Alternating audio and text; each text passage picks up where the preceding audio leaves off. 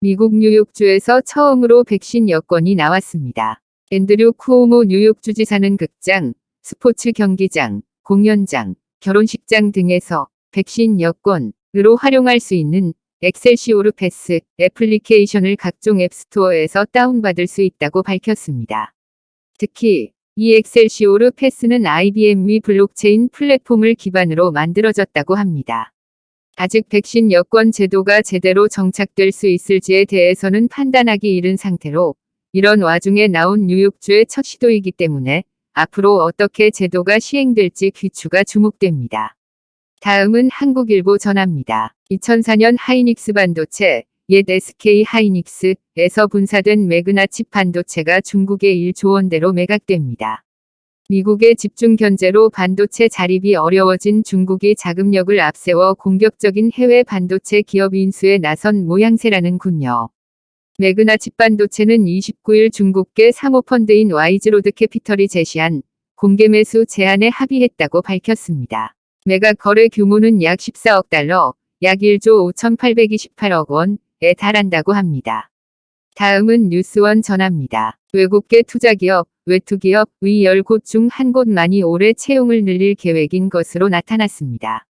얼어붙은 국내 고용시장에서 외투기업 채용도 당분간 한파가 지속될 것으로 보입니다. 정경련은 종업원 수백인 이상 외투기업을 대상으로 한국 진출 외국계 기업 채용 투자 동향을 조사한 결과 외투기업 10곳 중 한 곳만이 올해 채용을 늘리겠다고 응답했다고 30일 밝혔습니다.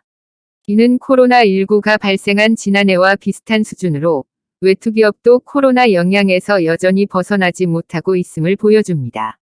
다음은 뉴스이즈 전합니다. 국내 증시의 횡보장 지속에도 개미들이 이달 2조 원이나 담은 삼성전자 주가가 구만전자까지 다시 올라갈 수 있을지 주목되고 있습니다.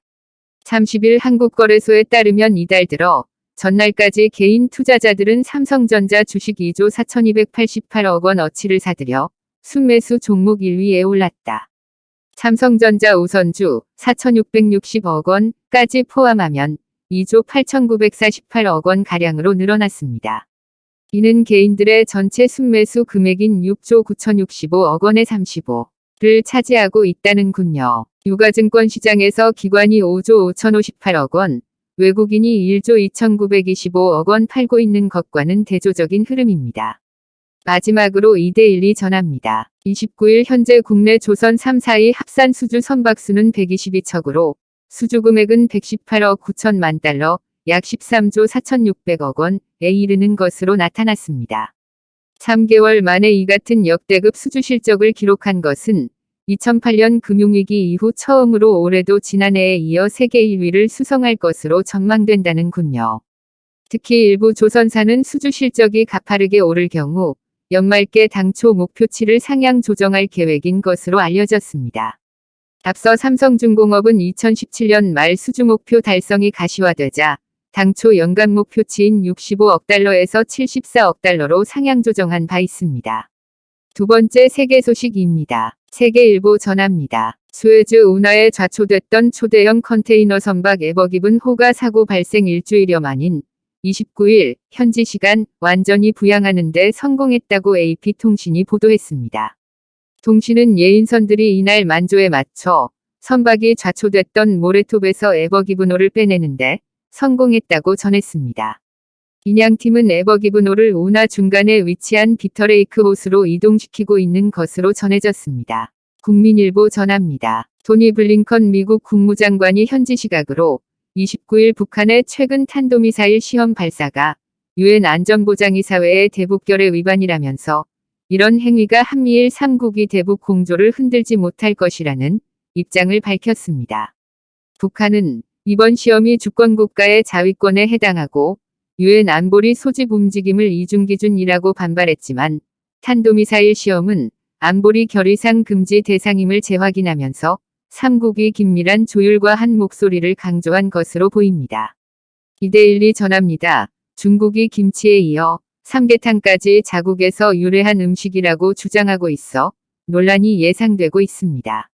29일 바이두 백과사전의 삼계탕 항목을 보면 도입부부터 고려인삼과 연계, 찹쌀을 넣은 중국의 오랜 광동식 국물 요리로 한국에 전해져 한국을 대표하는 궁중요리의 하나가 됐다고 나옵니다. 바이두 백과는 한국인들이 복날 삼계탕을 보양식으로 즐긴다고 소개했지만 광동 등 중국 지방과 관련한 추가 설명은 하지 않았습니다. 중앙일보 전합니다. 미국 뉴욕의 지하철 차량 안에서 한 흑인 남성이 아시아인으로 보이는 남성을 무차별적으로 폭행하는 영상이 29일 현지 시간 소셜미디어를 통해 빠른 속도로 확산하고 있다고 합니다. 뉴욕 경찰은 혐오 범죄 가능성을 두고 조사에 나섰다는군요. 현지 매체는 뉴욕 경찰 NYPD 증오범죄 TF가 수사 중이라고 전했고 CBS 뉴욕은 맨해튼 제2열차에서 발생한 것으로 보인다 고 보도했지만 구체적으로 언제, 어디에서 폭행이 발생했는지는 아직 알려지지 않고 있습니다. 이상 세계뉴스였습니다. 세 번째 정치편 기사 이어집니다. 연합뉴스, 백악관, 바이든, 김정은 만날 의향 없어. 접근 방식 다를 것. 젠 사키 백악관 대변인은 조 바이든 대통령이 김정은 북한 국무위원장을 만날 의향이 없다고 밝혔습니다. 핵 축소와 같은 동의가 전제되지 않는다면 트럼프와 같은 탑다운 방식의 만남은 하지 않겠다는 것으로 보이는데 문재인 정부의 고민이 깊어질 것 같습니다. MBC, 잇따르는 목격 증언. 오세훈 처남, 기억나지 않아. 오세훈 후보가 존재 자체를 몰랐다고 한 서울 내곡동에 땅을 두고 오 후보가 땅을 측량하는 현장에 직접 나왔다는 증언이 또 나왔습니다. 하지만 오 후보는 자신의 처남이었다는 입장입니다. 하지만 내곡동 땅 경작인은 공개적으로 증언에 나서 오 후보가 현장에 있었다는 입장입니다. 머니투데이, 나경원, 국민들은 일맥주 한 캔 못 사놓게 하고 박영선은 도쿄집. 나경원 전 국민의힘 위원이 29일 박영선 더불어민주당 서울시장 후보를 겨냥해 우리 국민은 일본 맥주 한 캔 못 사놓게 해놓고 본인들은 도쿄에 집을 사놓고 있다. 정말 대단한 사람들이라고 비판했습니다. 국민일보, 또 언제까지? 웬 정부 인사들 부동산 문제로 줄퇴진. 문재인 정부의 경제정책 컨트롤타워였던 김상조 청와대 정책실장이 29일 전격경질되었는데요. 임대료 인상 폭을 5%로 제한한 임대차 3법 시행 이틀 전 자신의 서울 청담동 아파트 전세보증금을 14.1% 올린 게 드러났습니다. 여권 핵심 인사들의 부동산 투기 의혹과 내로남불, 정책 실패 등 부동산에 대한 이중적 태도로 부동산 정책 전반에 대한 불신이 극에 달했다는 지적이 나오고 있습니다.